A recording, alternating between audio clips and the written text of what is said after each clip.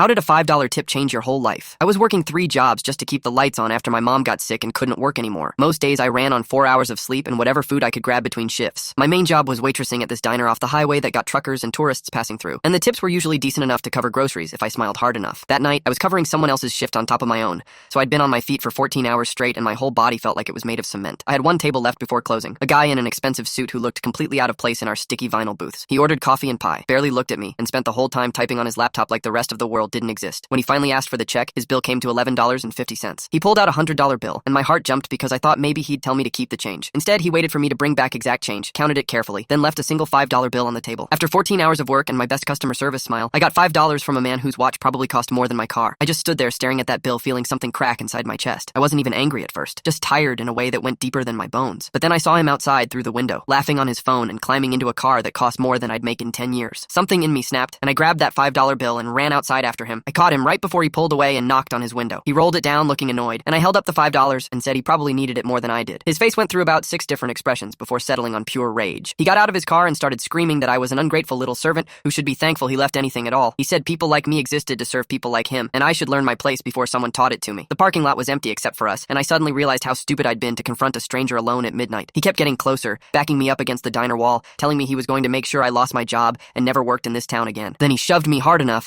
that my head cracked against the brick. I fell to the ground and he stood over me screaming about respect and knowing your place. My vision was blurry and I could feel blood running down the back of my neck, but I managed to pull out my phone and hit record. He didn't even notice because he was too busy telling me all the powerful people he knew and how he was going to destroy my pathetic little life. He kicked my leg and called me trash. He spit on me and said I deserved everything coming to me. The whole time my phone was capturing every word, every action, his face completely visible under the parking lot lights. When he finally got back in his car and peeled out, I just lay there on the concrete holding my phone and crying. A trucker found me 10 minutes later and called an ambulance because the cut on my head wouldn't stop bleeding. I had a concussion and needed 8 stitches, but I posted that video from my hospital bed at 3 a.m. because I had nothing left to lose. By morning it had 500,000 views. By that evening, it had 4 million. Turns out the guy in the expensive suit was the CFO of a major tech company, and watching him assault and spit on an exhausted waitress over a $5 tip was not a good look for their brand. The internet found out everything about him within hours. His company fired him by the end of the week after their stock dropped from the backlash. News outlets picked up the story, and suddenly everyone wanted to interview the waitress who fought back. A GoFundMe someone started without my knowledge raised over $200,000 in donations from strangers who had been treated the same way and never had proof. I paid off all my mom's medical bills, quit all 3 jobs, and used the rest to finish my nursing degree. That man's lawsuit against me got thrown out, but mine against him is still pending.